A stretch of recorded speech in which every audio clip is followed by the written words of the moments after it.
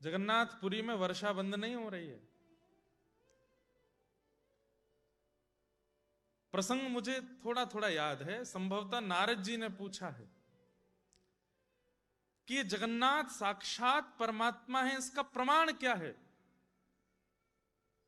तब जैमिनी जी इसका उत्तर देते हुए कह रहे हैं कि ये जब जब मंदिर से बाहर आएंगे वर्षा हुआ करेगी। ये इस बात का प्रमाण है कि ये परमात्मा है, ये साक्षात ब्रह्म है। आज महाप्रभु जगन्नाथ जी का ऐसा अद्भुत रथ यात्रा का उत्सव हो रहा है। उसी रथ यात्रा के कई भावों को हम लोग यहां सुनेंगे। अगले वर्ष एक चीज घोषित हो चुकी है, निश्चित हो चुकी है कि सिडनी में 3 दिन 4 दिन का नहीं 7 दिन की कथा होगी। और करने का रूप तो बहुत बड़ा बना रहे हैं, बाकी ठाकुर जी कितना करवाएंगे ये तो ठाकुर जी जाने। लेकिन अगले वर्ष सिडनी में 7 दिन कथा होगी और इच्छा तो ऐसी है कि 108 ब्राह्मण भारत से आएंगे और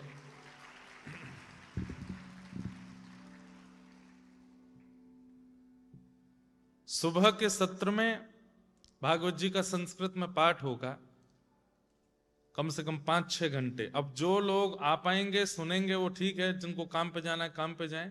बाकी हमारी तो राय यही रहेगी 7 दिन की बढ़िया लीव ले लीजिएगा और 7 दिन बचें, उसके लिए आप लोग लीव बचा लीजिएगा। अगले साल की जो भी डेट होगी वो भी निश्चित, अगर हो गई तो मैं अंतिम दिन बता के जाऊंगा।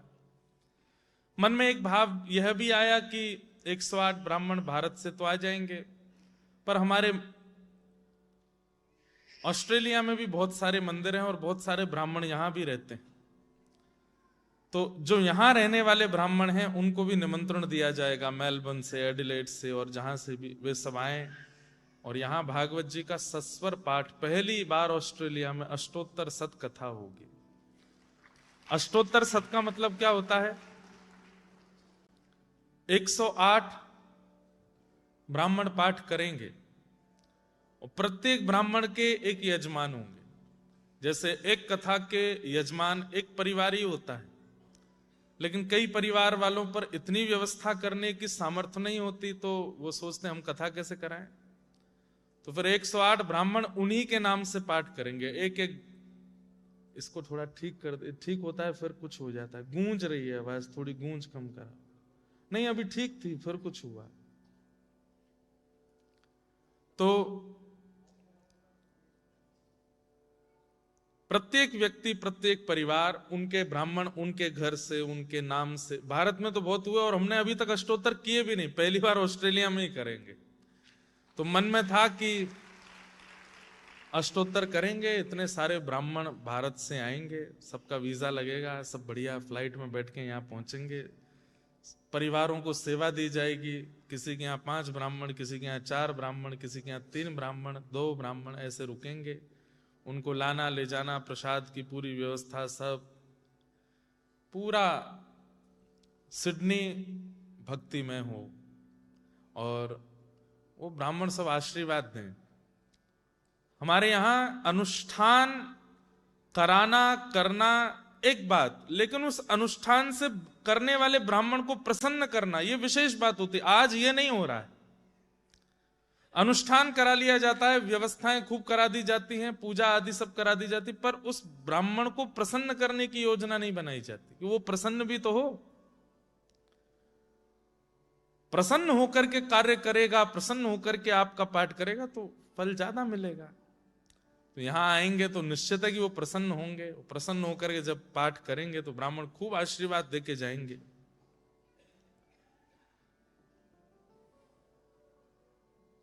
संध्यांते शिव पूजांते भोजनांते तथैव च त्रिभिर पक्षे त्रिभिर मासे त्रिभिर वर्षेण सिद्ध्यति।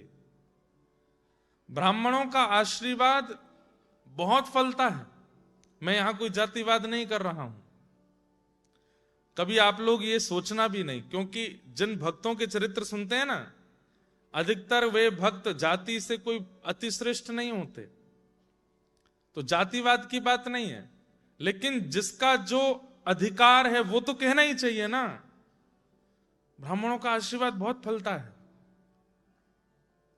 जब देवासुर संग्राम हुआ, देवताओं ने दैत्यों को हरा दिया, तब दैत्यों के गुरु शुक्राचार्य जी ने कहा कि बलि, एक गोपाल जी को एक देर बैठा लो, मुरली मनोहर,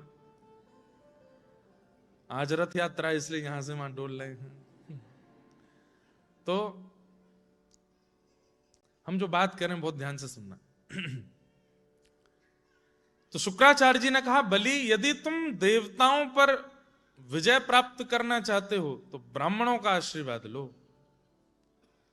अच्छा, ब्राह्मण जन्म से तो होता ही है, लेकिन कर्म से भी होता है। वो त्रिकाल संध्या करता है, शिखा सूत्र धारण करता है, वैदिक मंत्रों का उच्चारण करता है, वैदिक नियम से रहता है, ब्राह्मणोचित कर्म करता है, तो वही वो उसका आशीर्वाद फलता है। केवल ब्राह्मण होना भी सौभाग्य की बात है, लेकिन ब्राह्मण एतर कर्म भी करने पड़ेंगे। तो शुक्राचार्य जी ने बलि को कहा कि तुम ब्राह्मणों से आशीर्वाद लो। और कैसे ब्राह्मणों से आशीर्वाद कब लेना चाहिए? तब कहते हैं संध्यांते, सुबह सुबह ब्राह्मण जब संध्या वंदन करके, गायत्री उपासना करके, तिलक स्वरूप धारण करके अपने आसन से जैसे ही उठे, तुरंत उसको प्रणाम करो। दूसरा कहा शिव पूजांते, घर में शिव की पूजा कराओ, शिव आराधना कराओ, रुद्राभिषेक कराओ, और रुद्राभिषेक कराने के बाद फिर ब्राह्मणों को प्रणाम करो। और तीसरा कहा भोजनांते, भोजन कराओ, भोजन करा के ब्राह्मण को प्रणाम करो। इन तीन कारणों से ब्राह्मण को प्रणाम करने से त्रिभिर पक्षे त्रिभिर मासे त्रिभिर वर्षेण सिद्ध्यति। यदि आपने बहुत भाव से प्रणाम किया होगा और ब्राह्मण ने प्रसन्न होकर आशीर्वाद दिया होगा, तो तीन पक्ष में उसका आशीर्वाद फलेगा। आपने थोड़ी कम श्रद्धा से प्रणाम किया होगा तो त्रिविर मासे 3 महीने में उसका आशीर्वाद फलेगा। और बिल्कुल अश्रद्धा से प्रणाम किया होगा, जबरदस्ती माता ए प्रणाम कर, तो त्रिभिर वर्षेण सिद्ध्यति, 3 वर्ष में उसका आशीर्वाद फलता है।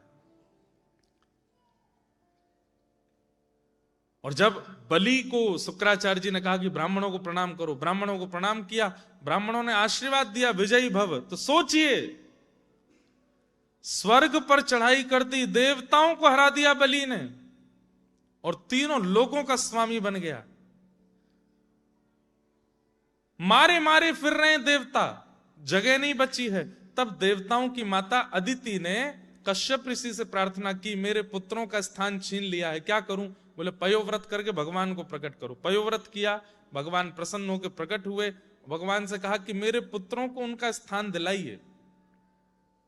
तो भगवान ने कहा, मां, ब्राह्मणों के आशीर्वाद से बलि ने स्वर्ग को जीता है। सब लोग इधर देखो, इधर देखो, ध्यान से सुनो। ब्राह्मणों के आशीर्वाद को मैं काट नहीं सकता, तो फिर इसका उपाय क्या? बोले ब्राह्मणों के समान ही कोई ब्राह्मण देवताओं को स्वर्ग वापस दिला सकता है। बोले क्या करें? तब भगवान ने कहा, ठीक है मां, अब सुनिए, आपके गर्भ से मैं ही प्रकट होऊंगा।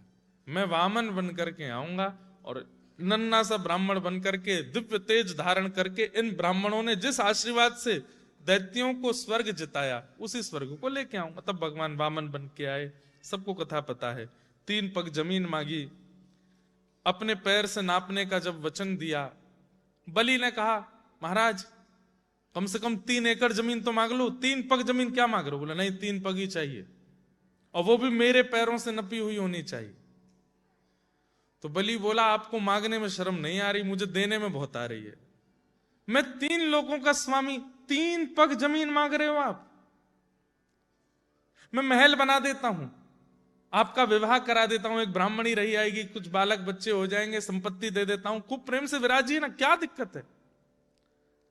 वामन भगवान बोले, 3 से 3.25 नहीं लेंगे, 3 से 3.25 नहीं लेंगे, 3 ही लेंगे, अपने पैर से नपी हुई लेंगे। देना हो तो दो, नहीं तो हम जाते हैं। जैसे ही जाने लगे तो बलि घबरा, नहीं नहीं नहीं, मैं देता हूं। दूर खड़े गुरु शुक्राचार्य बोले, यजमान दे रहा है और ब्राह्मण मना कर रहा है, मुझे कुछ दाल में काला लगता है। ब्राह्मण मना नहीं करता, आप चाहे $1 दो, चाहे $500 दो, सबको स्वीकार करेगा। यहां तो डॉलर ही बोलना पड़ेगा। शुक्राचार्य जी ने नेत्र बंद करके देखा ये कौन है, और जैसे नेत्र बंद किए हैं, आहा, शंख चक्र गदा पद्मधारी श्रीमन नारायण ही वामन के रूप में दिखने लगे। शुक्राचार्य जी ने हाथ पकड़ा, बलि ये ना वामन है ना 53 है, ये साक्षात परमात्मा है। 3 पग जमीन देने का अगर तुमने वरदान दिया तो ये विराट होकर के 2 पग से तीनों लोग नाप लेंगे, और फिर तुझसे कहेंगे तूने 3 पग का वरदान दिया, तीसरा पग कहां रखूं, क्योंकि कुछ बचा ही नहीं है। 2 पग में तीनों लोग सब नप जाएंगे, और जब तू तीसरा पग नहीं दे पाएगा तो ये तुझे बंदी बना के नरक ले जाएंगे। ये सब साजिश है, मत करो। बलि ने चरण पकड़ के कहा, गुरुदेव आपकी बड़ी कृपा, देखो अगर ये ब्राह्मण है तो 3 पग से ज्यादा लेगा नहीं, और यदि ये परमात्मा है तो सब कुछ लेके चले जाएं, मुझे कोई चिंता नहीं। लेकिन आपकी बड़ी कृपा कि आपने मुझे बताया तो कि ये परमात्मा है। और जैसे ही संकल्प दिया, भगवान वामन विराट हो गए, 2 पग से तीनों लोक नाप लिए। ब्रह्मा जी ने जैसे ही देखा भगवान का पग वैकुंठ लोक में पहुंचा, अपने कमंडल से भगवान के चरणों का अभिषेक कर लिया, वही गंगा बन गई। महादेव ने उनको जटा में धारण कर लिया, वही गंगा बन करके बहने लगी। भगवान ने कहा, बलि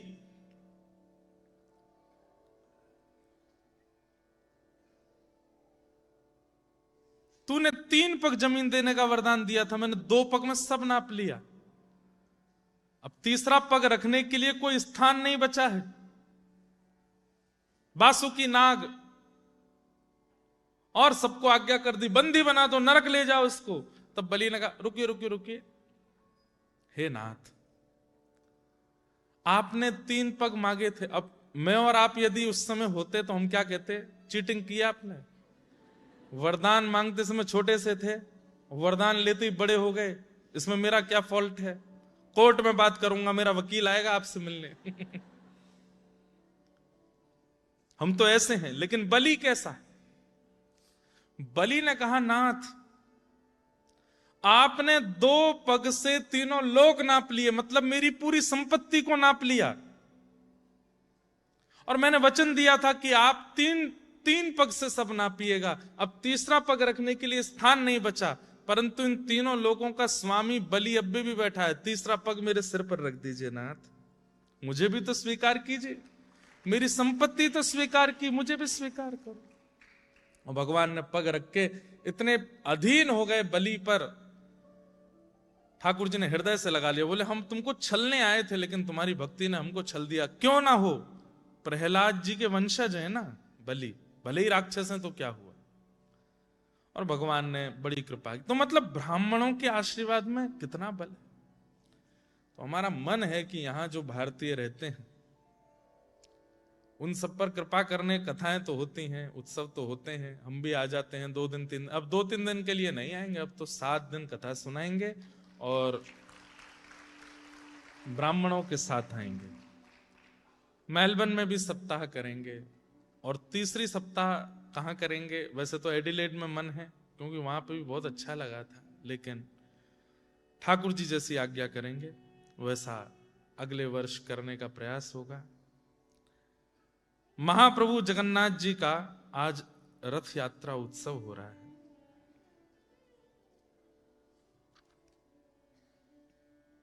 बहुत ध्यान से सुनिएगा, कुछ ऐसी जानकारियां जो शायद होंगी नहीं आपके पास। महाप्रभु जगन्नाथ जी के रथ यात्रा के संदर्भ में सबसे पहली बात, ये रथ यात्रा क्यों होती है?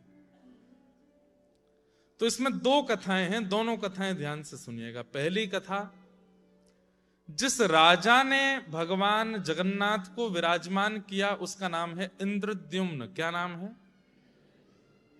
उनकी पत्नी का नाम है गुंडीचा। क्या नाम है? तो जब महाप्रभु जगन्नाथ विराजमान हो गए तो महाप्रभु का रूप देख करके गुंडीचा महारानी को महाप्रभु के प्रति पुत्र की भावना आ गई, ये तो मेरे लाला है। अच्छा, ठाकुर जी मंदिर में विराजते हैं और इंद्रद्युम्न राजा, गुंडीचा महारानी अपने महल में रहते हैं। ये देखो, तो ध्यान से सुनिएगा। जब ठाकुर जी श्री मंदिर में विराज गए तो मंदिर में विराजमान होने का कारण क्या था कि मैं अगर राजभवन में रहूंगा राजा के पास तो राजभवन में इतने लोग आएंगे, कभी कालांतर में राजा को ये ना हो इतनी भीड़ मेरे घर में, मेरी प्राइवेसी खत्म हो रही है, कहीं महारानी को कुछ ना लगे। इसलिए ठाकुर जी ने आज्ञा दी कि मेरा मंदिर बनाओ और मैं मंदिर में रहूंगा ताकि पूरा जगत मेरा दर्शन कर सके, सब मेरे पास आ सके।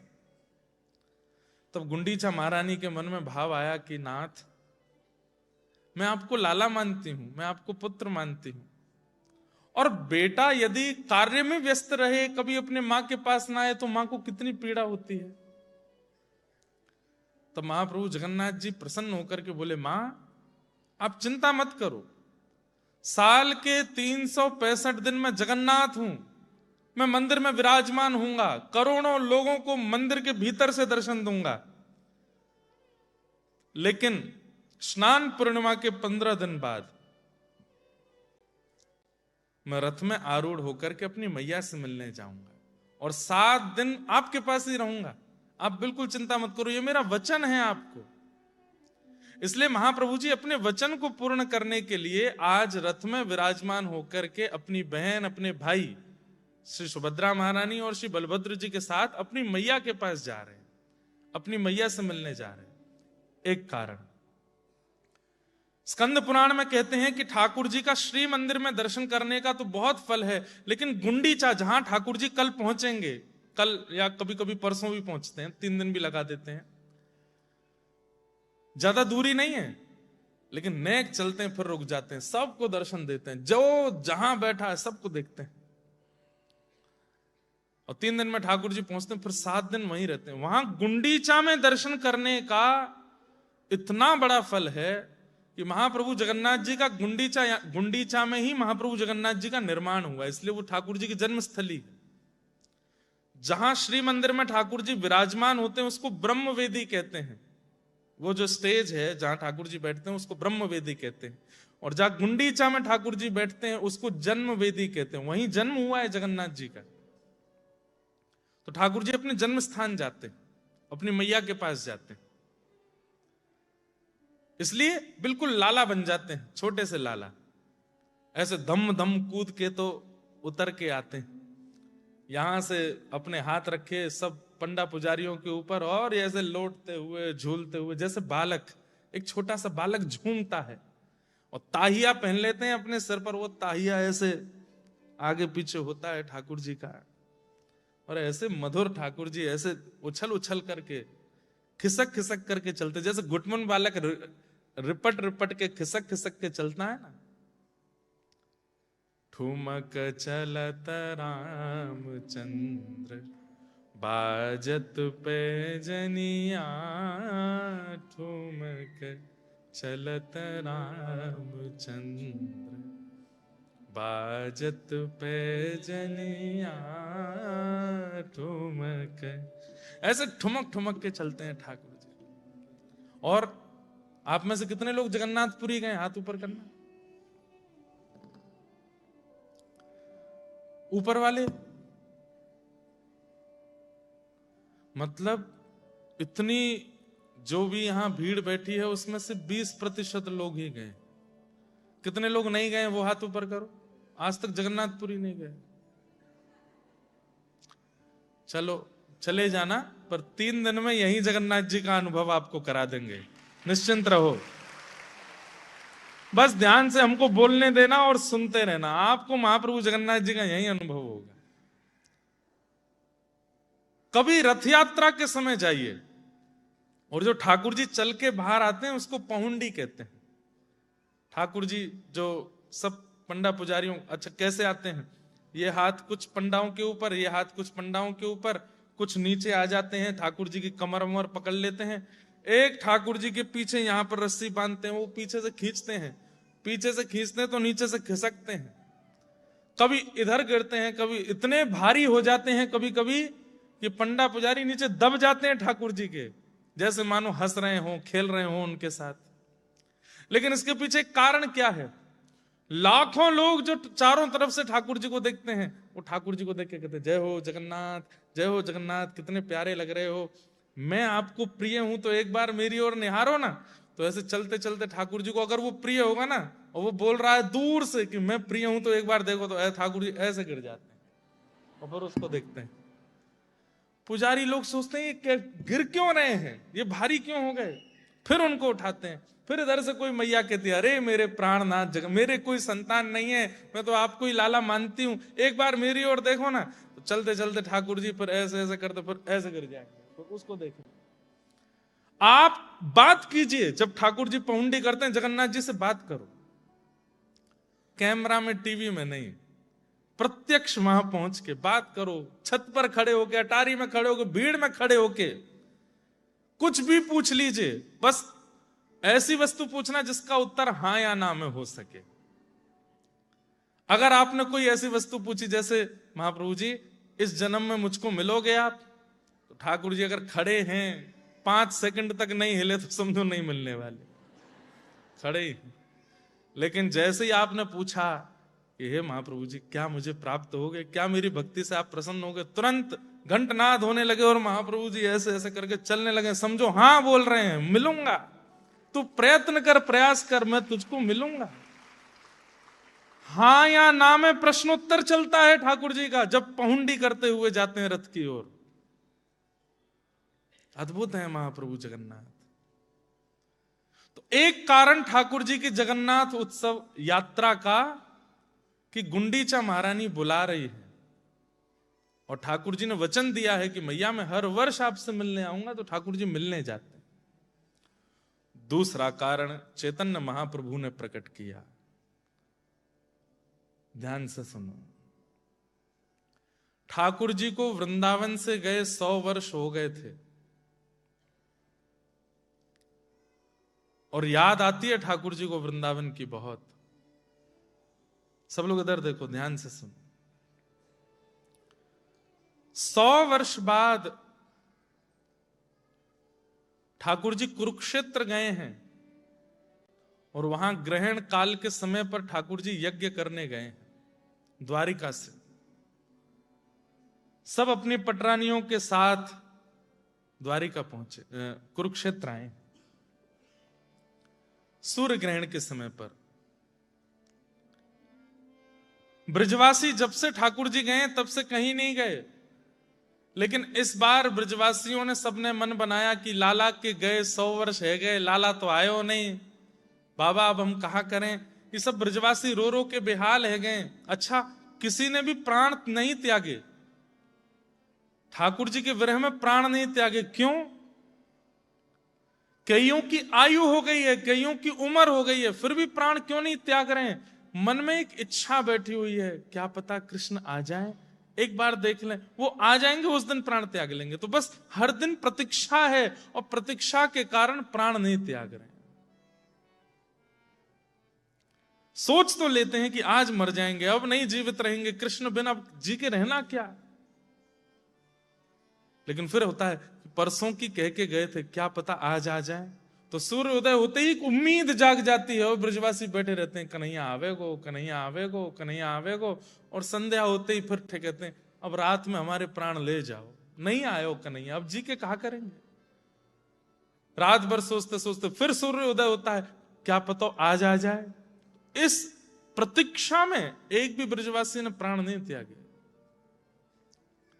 आज सब ब्रजवासियों ने आपस में भाव रखा कि बहुत बड़ा सूर्य ग्रहण आ रहा है और ये वर्षों बाद आ रहा है और वर्षों तक ऐसा योग नहीं बनेगा। इस सूर्य ग्रहण में किए गए जप यज्ञ तप उसका बहुत बड़ा फल मिलेगा। तो सब ब्रजवासी बोले बाबा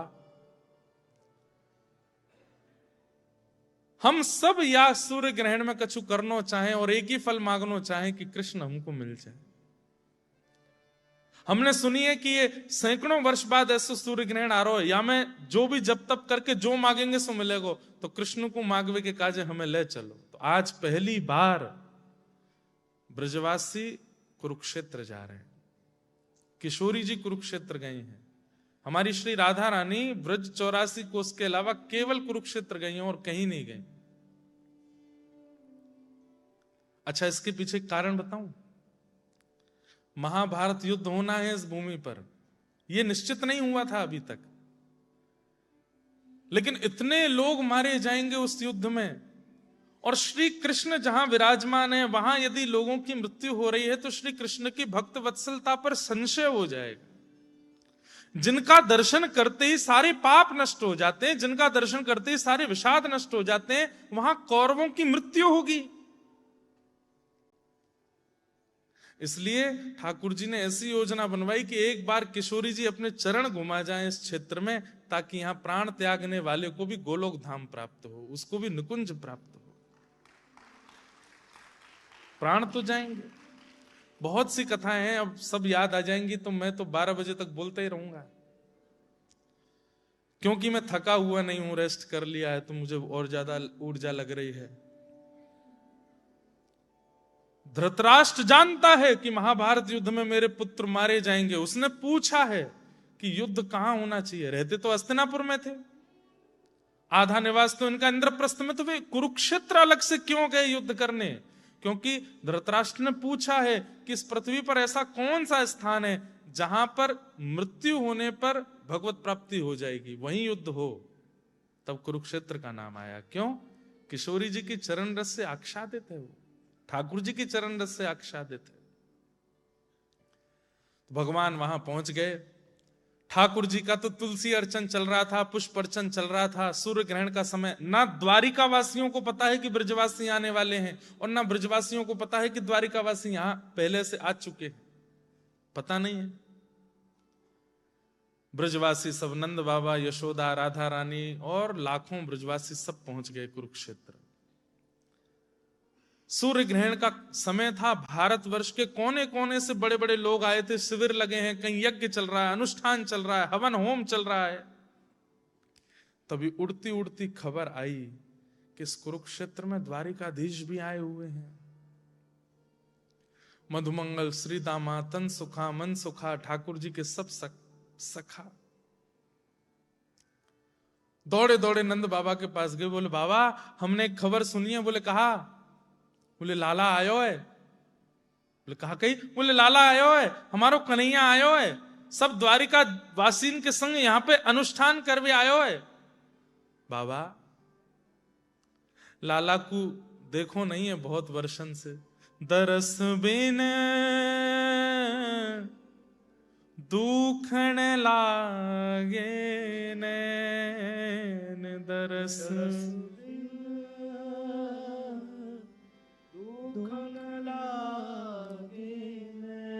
सब लोगों से प्रार्थना, बहुत सावधानी से सुनिएगा। ब्रज से बाहर, मैं ब्रज में भारत में विरह की कथाएं नहीं कहता, बहुत कम, पर आज मुझे नहीं पता मैं क्यों कह रहा हूं, इसलिए सुन लीजिए। दरस बिन दुखण लागे नैन, दरस बिन दुखण लागे नैन, जब से तुम बिछड़े पिय मोरे, जब से तुम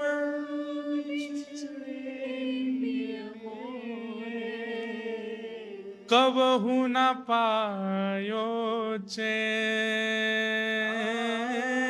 कबहु न पायो चैन। मीराबाई का पद है, आप लोग अगर पीछे नेत्र बंद करके गाओगे तो सुख मिलेगा।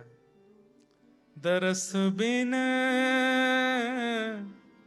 दुखण लागे नैन, दरस बिन दुखण लागे। सबद सुनत मेरी छतिया कांपे, सबद सुनत मेरी छतिया कांपे। बंधुओं, इस पद को वही समझ सकता है जिसने अपने जीवन में विरह का अनुभव किया होगा, बहुत व्याकुल रहा होगा, बहुत पीड़ा का अनुभव जिसने किया होगा, ठाकुर जी से मिलने में जो बहुत विक्षोभ का अनुभव जिसने किया होगा, वही इस पद को समझ सकता है। जब किसी की याद में व्याकुल होते हैं ना, कोई उसका नाम भी बोल देता है ना, तो शरीर के रोंगटे खड़े हो जाते हैं। एडिलेड में अभी कथा थी, तो वहां मैंने 8 प्रकार के सात्विक भावों के बारे में चर्चा की थी कि भक्त के अंदर कुछ लक्षण दिखने लगते हैं और वो उसी के अंदर दिखते हैं जिसके अंदर विरह होगा। जो ठाकुर जी के दर्शन करना चाहता है पर दर्शन कर नहीं पाता, धाम जाना चाहता है पर जा नहीं पाता, कथा सुनना चाहता है लेकिन बहुत बाउंडेशन से नहीं जा पाता, प्रसाद पाना चाहता है लेकिन नहीं मिलता। और मुझे ऐसा लगता है ये सारे लक्षण यहां रहने वाले लोगों को तो बहुत ज्यादा होते हैं। वो जब चाहें तब ब्रज नहीं जा सकते, वो जब चाहें तब गुरु का दर्शन नहीं कर सकते, वो जब चाहें तब प्रसाद नहीं पा सकते।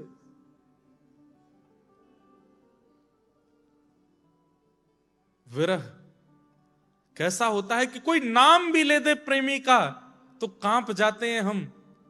मन तो होता है कि उठ के चले जाएं यहां से, कोई बोले ना उनके बारे में, नहीं तो हम कुछ कर नहीं पाएंगे।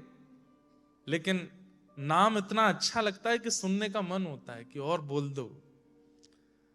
शब्द सुनत मेरी छतिया कांपे, शब्द सुनत मेरी छतिया कांपे, पर मीठे लागे बैन,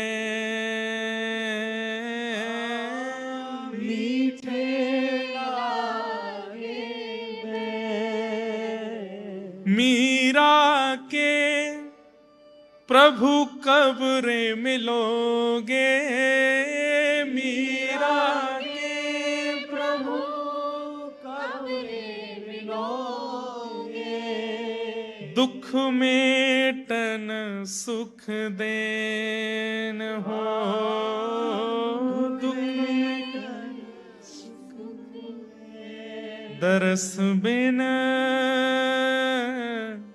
दुखन लागे नैन, दरस बिन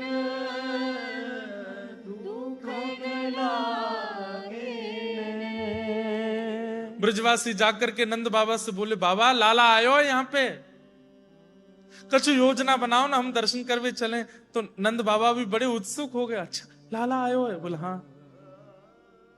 अरे यशोदा मेहर सुन तो, एक खबर है। बोले कहा? हमारो कन्हैया, हमारो लाला, हमारो गोपाल 100 वर्ष बाद अब हमें मिलवे वारो है। यशोदा मैया के तो प्रेम आश्रु छूटने लगे, बिल्कुल शरीर कांपने लगा। और नंद बाबा ने जाके संभाला। यशोदा मैया बोली कैसे मिलेगो? बोले हमने सुनी है बहु कुरुक्षेत्र आयो भयो है। यशोदा मैया बोली मुख को ले चलो। मुख अब तो छटपटाने लगी, जैसे जल बिन मछली वैसे, ले चलो मुख को ले चलो। 200 वर्ष की अवस्था हो गई है यशोदा मैया की। नंद बाबा लेके जा रहे हैं, पर बीच रास्ते में पूछते जा रहे हैं, अरे मधुमंगल? बोल हाँ। कहीं ऐसा तो नहीं है लाला हमको भूल गए हो? कहीं ऐसा तो नहीं है अब द्वारिका को राजा बन गए हो है, हम बूढ़े माँ बाप को नहीं जानते हो? और हम तो वाके वास्तविक माँ बाप हैं भी नहीं। मधुमंगल बोले नहीं, मैं अपने कन्हैया के बारे में सब सुन सकूं, पर मैं एक बात जानूं। बोले कहा? वो हम ब्रजवासी तो बहुत प्रेम करे, वो भले ही राजा बन गए हो, भले ही वाके 16,000 ब्याह है गए, भले ही वो देवकी वसुदेव को लाला है, लेकिन नंद बाबा यशोदा आप जो हैं वैसो कोई ना है सके वाके काजे। बोले भाई पता तो होगी ना कि हम कौन है? बोले पता होगी, आप चलो तो। जैसे ही द्वारिका के शिविर में पहुंचे, कुंभ की तरह शिविर लगा था, लाखों यदुवंशी वहां यज्ञ कर रहे थे। मधुमंगल ने जाकर के देखा तो हजारों ब्राह्मण चारों तरफ से घेर करके पुष्प अर्चन कर रहे हैं, और बीच में रत्न सिंहासन पर द्वारिकाधीश बैठे नेत्र बंद करके, ग्रहण चल रहा है। इतनी भीड़ थी कि कोई पहुंचा नहीं सकता वहां तक।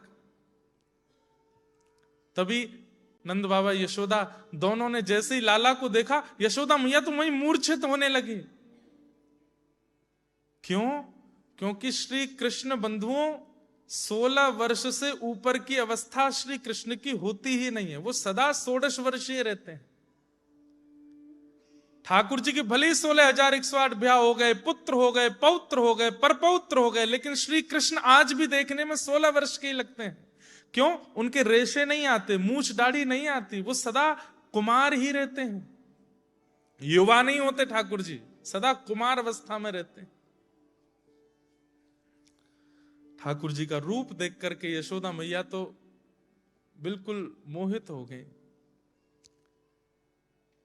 कैसे जामे कन्हैया के पास इतने भीड़ खड़ी है, तभी दूर से मधुमंगल ने अपने मुख पर हाथ रख के जोर से आवाज लगाई, कन्हैया।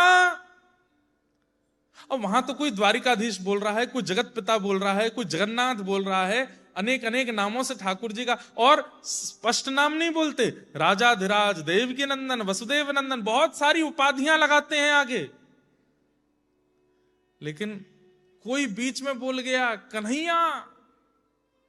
इतने स्पष्ट बोलने की सामर्थ्य, बिना उपाधियों के बोलने की सामर्थ्य केवल प्रेमी की होती है। उस ग्रहण काल में ठाकुर जी के नेत्र खुल गए और बस कान ढूंढने लगे ये स्वर कहां से आया है। और तभी दृष्टि पड़ी तो दूर मधुमंगल खड़ा अपने भुजाएं हिला रहा था। ठाकुर जी ने देखा वो भी वयोवृद्ध हो गया है। लाला मैया आई है। और ये शब्द सुनते ही तो ठाकुर जी अपने सिंहासन पर खड़े हो गए। सब ब्राह्मण विप्रजन लगे हैं वहां अर्चन करने में और ठाकुर जी व्याकुल हो रहे हैं, मार्ग दो मार्ग दो, कहां है मैया।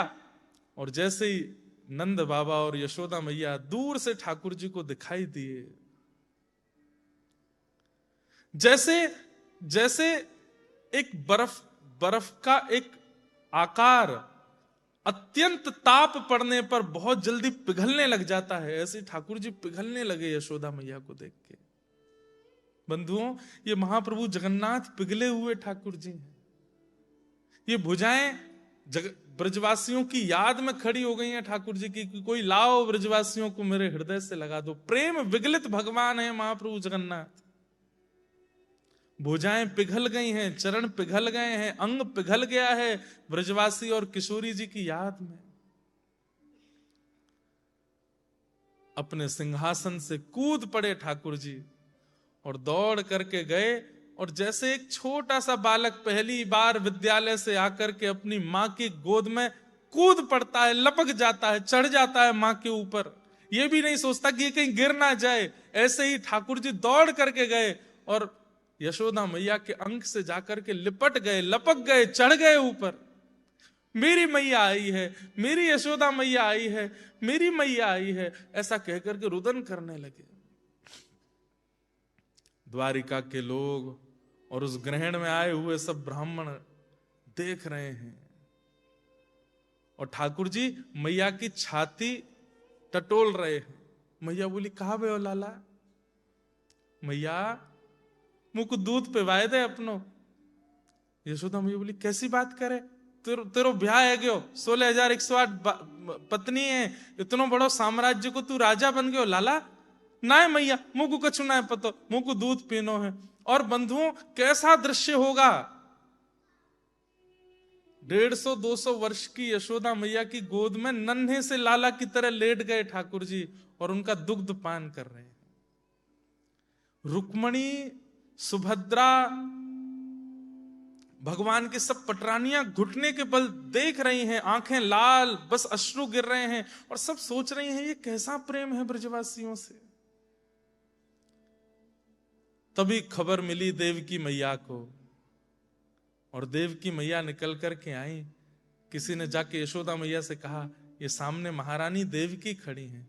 ठाकुर जी को तुरंत अपनी गोद से हटा करके यशोदा मैया उठ के गई, बोले, मुझ को क्षमा करियो, लाला तो आपको ही है, पर पतो ना क्यों मुंह को अधिकार सो लगे। देवकी मैया बोली, आप ऐसी बात ना करें, ये आपको ही लाला है।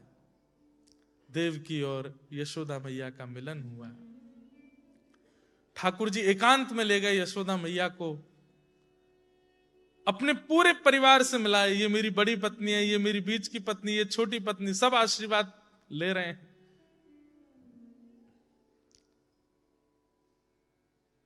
तभी किसी ने ठाकुर जी के कान में कहा, मधुमंगल श्रीदामा में से किसी ने कहा कि किशोरी जी भी आई। और किशोरी जी की बात सुनते ही ठाकुर जी रोक नहीं पाए स्वयं को। मैया आप विराजो, मैं अभी आऊं। और ठाकुर जी तुरंत उठ करके गए। अब सबका ध्यान तो श्री कृष्ण पर ही रहता है, तो क्या करें, अपने कक्ष में जाकर के अपने मुकुट को उतारा, सिर पर स्वाफी बांधी, एक पगड़ी पहनी, अपने मुखमंडल से पत्रावली का श्रृंगार हटा दिया, अपने मुख को ढका, अपने आभूषण आदि उतार दिए और बिल्कुल जैसे पता ना चले काली कमली ओढ़ करके निकल पड़े किशोरी जी से मिलने। वहां किशोरी जी ललिता विशाखा आदि सखियों के साथ अपने शिविर में बैठी हैं और बैठे बैठे अचानक से किशोरी जी बोलती हैं, ललिता ऐसा क्यों लग रहा है द्वार पर कृष्ण खड़े हैं? ललिता जी बोली, अरे कृष्ण नहीं आएंगे, हमें ये तो पता है कि वो कुरुक्षेत्र में ही है, पर वो नहीं आएंगे, वो बहुत व्यस्त हैं, लाखों सब उन्हीं के दर्शन करने आए हैं, इतने बड़े बड़े ब्राह्मण वेदज्ञ सब उनके साथ हैं, वो नहीं आएंगे। किशोरी जी बोली, ललिता मैं सब भूल सकूं लेकिन श्री कृष्ण के अंग की सुगंध ही नहीं भूल सकती। और इस समय जो बाहर खिड़की से हवा आ रही है उसमें कृष्ण के अंग की सुगंध है, तू एक बार देखियो कहीं कृष्ण खड़े हैं क्या। ललिता विशाखा आदि सखियों ने जाकर के जैसे ही द्वार पर देखा तो आंखें लाल हैं और श्री द्वारिकाधीश कृष्ण वहां खड़े। भीतर बुलाया, किशोरी जी नजर नहीं मिला रही हैं, नीची नजर करके बस खड़ी हैं। आज 100 वर्ष बाद श्री कृष्ण आए।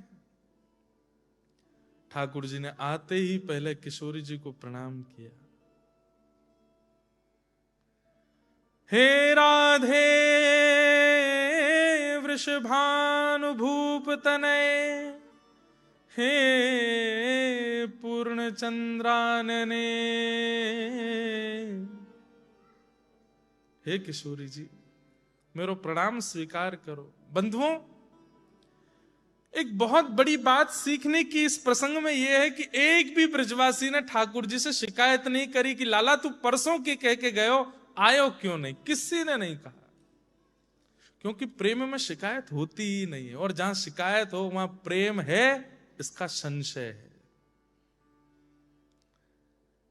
ठाकुर जी चरणों में जैसे ही अपना सिर रखते हैं इतने में किशोरी जी हाथ पकड़ ले, नहीं नहीं श्याम सुंदर आप ये कहा कर रहे हैं, आप हमें आपको प्रणाम कर रहा हूं। सब सखियां ठाकुर जी को प्रणाम करने लगी। ठाकुर जी बोले, मैं आप लोगन के प्रेम के ऋण से कभी उर्ण नहीं है पाऊंगा, मुझको क्षमा करियो, पर या विश्व के कल्याण के लिए मुझको ब्रज छोड़ना पड़ो। किशोरी जी बोली, ये सब बात नहीं करनी है, आप पधारे, बड़ी कृपा। और तब किशोरी जी ने ठाकुर जी का श्रृंगार किया और श्रृंगार करके फिर किशोरी और सब सखियों ने ठाकुर जी के संग रास विहार किया। रास विहार करके ठाकुर जी लौट करके गए। रुक्मणी आदि ने जैसे ही आज श्याम सुंदर को देखा तो कहते हैं कि रुक्मणी आदि सब पटरानियां मूर्छित होने लगी। क्यों? श्री कृष्ण को इतना सुंदर पहले नहीं देखा था। आज किशोरी जी ने श्रृंगार, बहुत विस्तृत प्रसंग है लेकिन मैं सूक्ष्म सूक्ष्म स्पर्श कर रहा हूं। रथ यात्रा क्यों हुई? रुक्मणी आदि सब सखियों के मन में भाव आया कि हम भी जाएंगी राधा रानी का दर्शन करने। बंधुओं, जैसे ही गई हैं शिविर में तो एक सूक्ष्म अभिमान था भगवान की पत्नियों में कि हम बहुत सुंदर हैं, ये व्रज नारियां, ये तो गैया चराती हैं, गोबर थापती हैं, ये हमारे सामने क्या लगती होंगी जिनकी याद में कृष्ण इतना रोते हैं। जैसे ही शिविर में प्रवेश किया तो घुंघराले केश, चंद्रमा और सूर्य को भी लज्जित करने वाला तेज मुख का जैसे दिखा, सब पटरानियां चरणों में प्रणाम करने लगी। हे किशोरी जी, हे राधा रानी, हमारा प्रणाम स्वीकार करो। तब उस सखी ने कहा, मैं किशोरी जी नहीं हूं, मैं तो दासी हूं। किशोरी जी तो भीतर बैठी। रुक्मणी आदि पटरानियां मन में विचार करने लगी, दासी इतनी सुंदर है तो स्वामिनी कितनी सुंदर होंगी। और अंदर और अंदर और अंदर, मतलब जब मान पूर्ण रूपेण खत्म हो गया, मैं कौन हूं यह भी रुक्मणी जी भूल गई। तब मुख्य द्वार में प्रवेश हुआ और वहां श्री किशोरी जी पौड़ी हैं, सो रहे हैं, लेटी हैं। क्यों? 100 वर्ष से सोई नहीं थी। आज श्री कृष्ण मिले उसके बाद सबसे पहले निद्रा आई है किशोरी जी को, और आज सोई है। कहते हैं रुक्मणी जी ने सोते हुए किशोरी जी को देखा। जो रुक्मणी जी कभी श्री कृष्ण के बगैर रह सकती हैं, ये स्वप्न में भी नहीं सोचती थी। आज किशोरी जी के सोते हुए श्री विग्रह को देख करके रुक्मणी जी के मन में भाव आया, मैं द्वारिका छोड़ दूंगी, मैं सब त्याग दूंगी, सदा किशोरी जी के चरणों में रहूंगी। हे ललिता, हे विशाखा, मुझे भी एक सखी बना लो, मुझे भी दासी बना लो निकुंज की। मोहे तो भरोसो है तेरो री किशोरी राधे, संभालो किशोरी राधे अपनो जान, संभालो किशोरी राधे, मोहे तो भरोसो है तेरो री किशोरी राधे, मोहे तो भरोसा तेरो री किशोरी राधे, तेरो री किशोरी राधे, तेरो री किशोरी राधे। बंधुओं, इस कुरुक्षेत्र में ऐसा हुआ, नंद बाबा वसुदेव जी से मिल रहे हैं, नंदरानी यशोदा देवकी जी से मिल रही हैं, भगवान की पटरानियां राधा रानी और सब सखियों से मिल रही हैं, ठाकुर जी अपने सखा किशोरी जी सबसे मिल रहे हैं। मतलब आपस में मिलन होकर के ऐसी सबने भूमिका योजना बना ली। नंद बाबा ने आमंत्रण दिया कि आप सब द्वारिकावासी अगर हमारी एक विनती स्वीकार करें। बोले कहा, हमको तो लाला के दर्शन है गए, पर हमारे व्रजमंडल की रज, व्रजमंडल की कण, व्रजमंडल की वृक्षवल्लरी और श्री यमुना जी वे अब भी तड़प रहे हैं। हमारी व्रजमंडल के गिरिराज जी और सब वृक्षवल्लरी वे सब कन्हैया की याद में तड़प रहे हैं। आप कृपा करके अगर आज्ञा दें तो लाला को हम व्रज लेकर के चलें, कछु दिना व्रज में निवास करें। आप सब भी चलो और व्रज में कछु दिना वास करके फिर आप चाहो तो प्रस्थान कर जाइयो।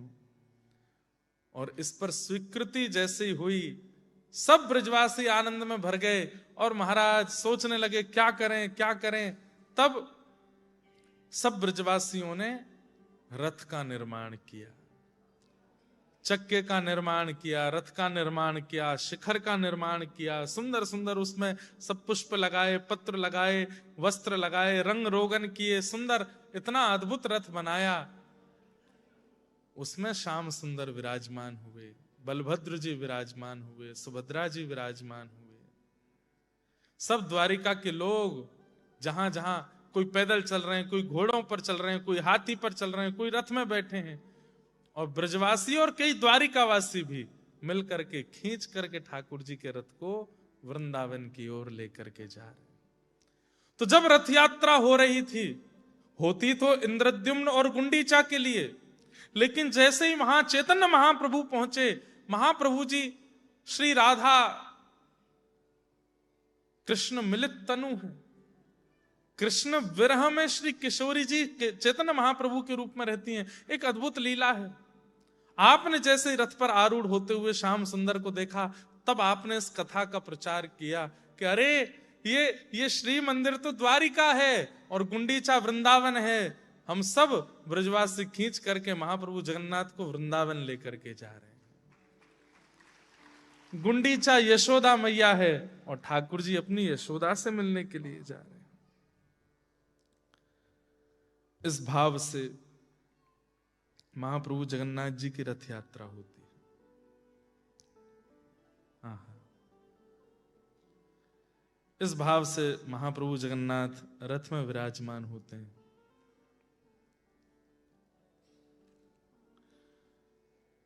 पंच धातुओं से महाप्रभु का रथ बनता है, जिसमें पहला है काष्ठ यानी कि लकड़ी, दूसरा है धातु यानी कि चोबा आदि जो भी लगाए जाते हैं, लोहा आदि, तीसरा है रंग, और चौथा है पत्र पुष्प तंबूरा, और पांचवा है वस्त्र। महाप्रभु जगन्नाथ जी के रथ का निर्माण वसंत पंचमी से प्रारंभ होता है। सबसे पहले उसमें काष्ठ का प्रयोग, लकड़ी से बनाया जाता है पूरा। फिर दूसरा उसमें धातु लोहा आदि लगाया जाता है, एक से एक दूसरी लकड़ियों में। अच्छा, आज भी वहां पर लकड़ी से लकड़ी को जोड़ने के लिए पुरानी परंपरा है, गड्ढे करके उसमें फंसाते हैं। ऐसा अद्भुत रथ, ध्यान से सुनिएगा रथ के बारे में। काष्ठ से बनता है, फिर उसमें धातु लगती है, दूसरी वस्तु, तीसरी उसमें रंग होता है, बहुत सुंदर रंग बनते हैं। चौथा उसमें पत्र पुष्प आदि से उसको सजाया जाता है। लोहा भी लगता है, तांबा भी लगता है, और सोना भी लगता है, चांदी भी लगता है महाप्रभु जी के रथ में। और अंत में वस्त्र, जो ऊपर का शिखर है वो तो पूरा वस्त्र से ही तैयार होता है महाप्रभु जी का। 7 प्रकार के लोग लगते हैं महाप्रभु जी का रथ बनाने में। 7 लोग नहीं, 7 प्रकार के।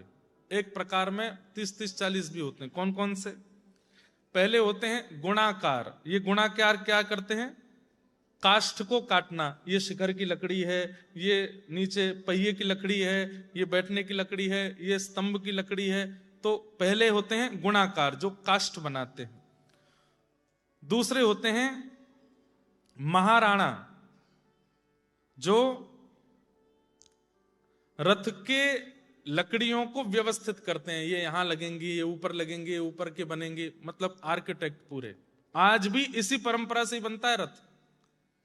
तीसरे होते हैं लोहाकार, जो उसमें जहां लोहे की जरूरत है, स्वर्ण की जरूरत है, चांदी की जरूरत है, वो सब लगाते हैं। चौथे होते हैं चकानायक। चकानायक जो ठाकुर जी का रथ का पहिया बनाते हैं। पांचवे होते हैं मूर्ति नायक। महाप्रभु जगन्नाथ जी के रथ में असंख्य मूर्तियां बनती हैं।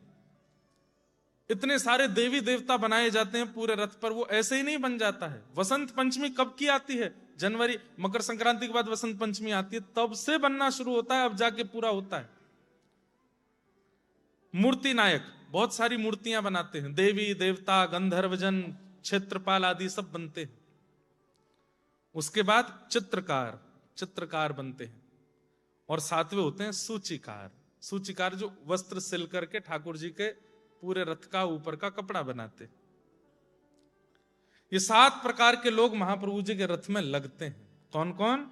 गुणाकार, महाराणा, लोहाकार, चकानायक, मूर्ति नायक, चित्रकार और सूचीकार।